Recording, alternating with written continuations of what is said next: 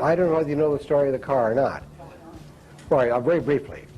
We were coming back from Brindavan to the hotel in the city.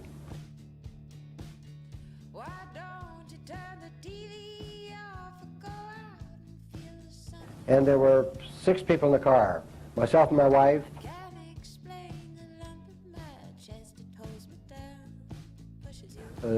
New Yorker and his wife and the daughter. They'd come from New York to rescue their daughter from the hippie community in India and took her back home.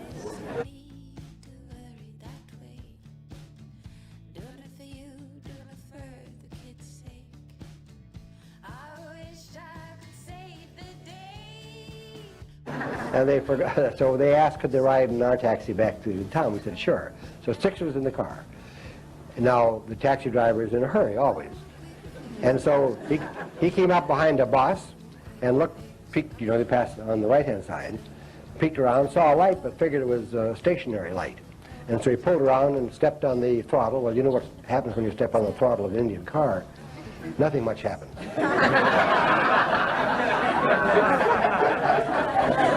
You know, we all had experience, I see. All right, so we started to pull around beside the bus. Then it was evident that he had made a terrible mistake, that was not a stationary light. It was the light of a vehicle moving at a fast rate of speed. Now, when you're faced with a head-on collision, one car will at least take to the ditch because it'll be less dangerous than a head-on collision. But that couldn't happen. On our left side was the bus. On our right side was a high row of road repairing material.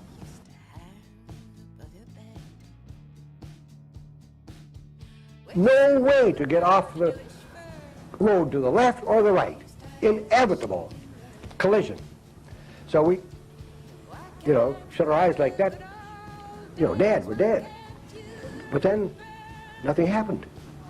So we opened our eyes. We opened our eyes, and there we were going around the front of the bus. We looked quickly behind us through the windshield, and there were the lights of the other car receding behind us. So when we saw Swami the next morning, I threw myself at his feet and said, Lord, you saved our life last night. He said, yes, yes, yes, that was very funny, wasn't it?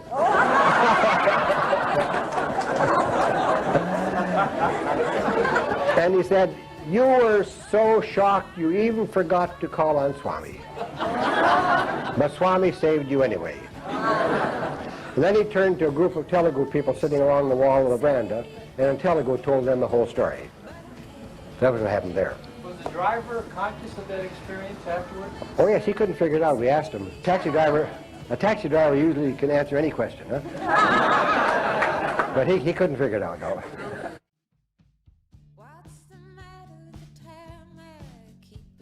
You know, Heidi, there's a famous story that Dr. Hislop told about being in the car going from Whitefield, and it was with your parents and you and him, and you passed another car, and it was like, why don't you tell that story? Yeah, well, it was after darshan in Swami's house. We're going back to Bangalore in the evening, and you know how cab drivers there drive like, you know, insanely.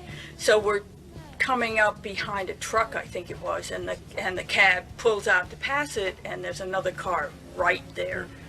And my mother, who was sitting on the outside, I guess I was in the middle between my mother and father, said that she saw big mounds of dirt at the side of the road, so there was no way our taxi could pull off the road, and it was just like we were going to be like this in the next second. And before we knew it, that car was behind us going on down the road, and it was as though either we had been dematerialized and set on the other side, or that car had been. It was so weird, like you didn't believe what had happened had happened. Anyway, my father was all, oh, I've got to find somebody so I can talk to the taxi cab driver and find out from him what happened, you know. Anyway, the next morning we're out at Baba's house, and Hislop gets up first thing, you know, and says, Swami, I want to thank you for last night. And then before he could say anything else, Swami said, oh, yes, yes, yes, you know, and explained everything that had happened, you know, how the cars had gone, and said, Swami's protection, Swami's protection. And he says, you were all too shocked to call on Swami. Wow. No one asked him. That was so interesting. Yeah.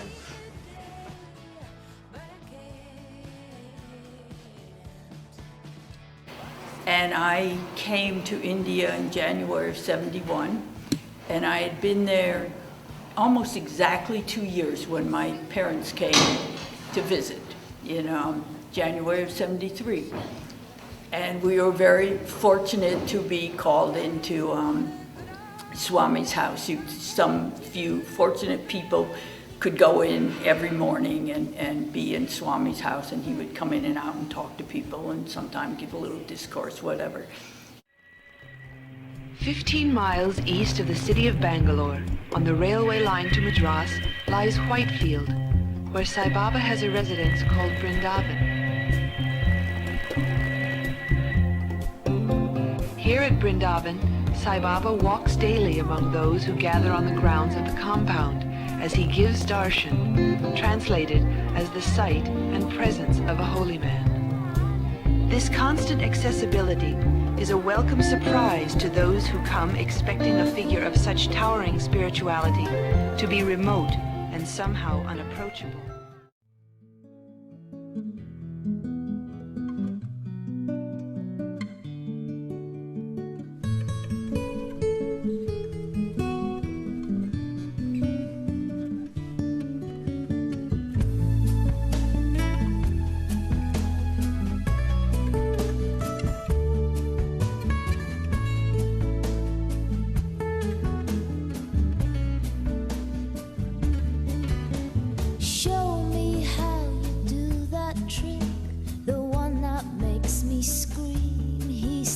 The one that makes me laugh, he said, and threw his arms around my neck. Show me how you do it, and I promise you, I promise that I'll run away with you. I'll run away with you.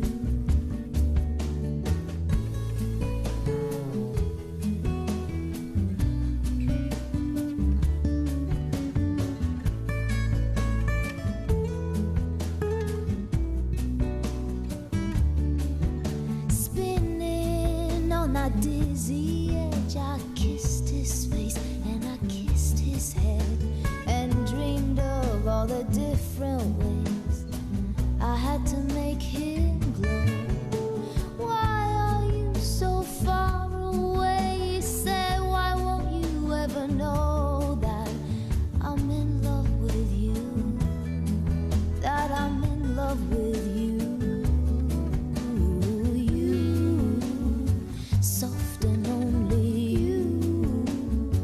Lost and lonely you, strange as angels dancing. And this was like being in paradise all of a sudden. But anyway, the specific story I want to tell today was there was one day when we were all there late, and in the evening we were going back to Bangalore. We were staying in hotels, and the Hislops were there, and they asked us if we wanted to share their taxi back to Bangalore. So we were in the taxi, and about halfway to Bangalore, and the people drive in India very crazy. They think if you want to pass a car, all you do is you pull out. If you honk your horn, you'll be okay. So our driver did that, pulled out around a lorry, except that as soon as he got out, there was another car right there coming at us, and you just knew that it would be a second and before there was a collision. However, instead of a collision, in the next second, the car was behind us. I turned around, I could see its lights going down the road behind us. And we were all just kind of shocked for a few minutes, I think, and then a little later, my father said to Jack Hislop, oh, you've got to find a translator and ask the driver to see what happened. Anyway, the next morning, we're back in Swami's house, and Swami had been talking a little bit with us all, and then Hislop got up and bowed and said, and Swami, we want to thank you for saving us last night, and started to tell what had happened. Swami said, no. And then he explained, he told us just what all had happened.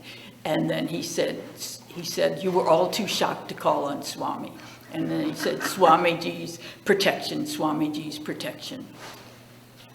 Anyway, this miracle, because I didn't know what else to call it, was so incredible that even now I myself almost cannot believe it. And it all just happened so fast, and yet what could have happened? I mean, it was obvious that 1 minute we were there with a car ready to hit us, and the next minute that car was behind us. And I've thought about this many, many times over the years. It's become almost like my own private koan, you know, and also whenever I have doubts or something like that, I think of this, and I think of, I don't know, I certainly don't know how, I don't know why. All I know is that this happened, and it was an incredible experience, and and I keep thinking, what does it really mean to me? I think in the beginning, I thought, oh, Swami was saving Jack Hislop because he writes all these books, you know, and he's a great devotee and all this stuff. But then, over the years, I came to think, no, you know, it's every one of us in that car was important, really. So I have to see what did that thing mean to me, and it has meant a great deal to me over all these years. It's a miracle, Heidi.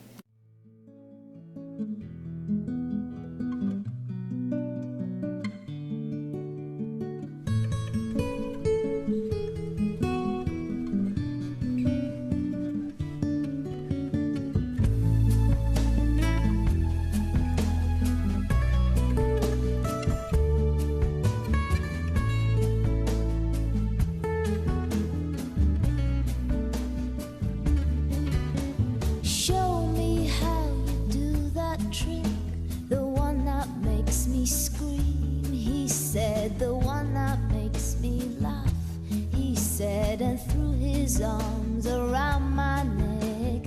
Show me how you do it, and I promise that I'll run away with you. I'll run away.